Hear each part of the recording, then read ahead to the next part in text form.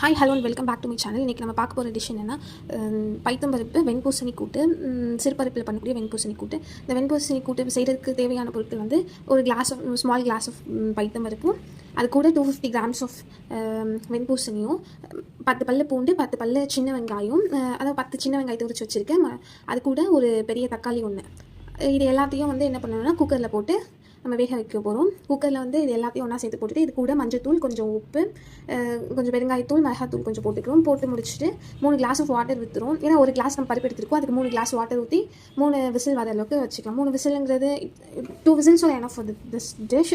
So வந்து நம்ம 2 whistle வச்சுக்கிறோம். 2 விசில் கூட ஓகேவானது தான். 2 விசில் வச்சுட்டு அதை தாளிக்கலாம்.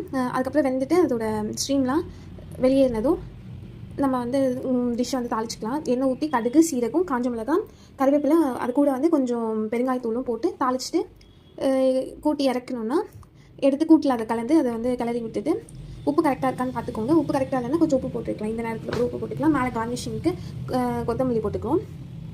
அவ்வளோதான், இந்த டிஷ் ரெடி. நம்ம இப்போ செஞ்ச டிஷ் எப்படி இருந்துச்சுன்னு ட்ரை பண்ணிவிட்டு கமெண்ட்டில் சொல்லுங்கள். பாய். இன்னொரு டிஷ்ஷில் சந்திப்போம்.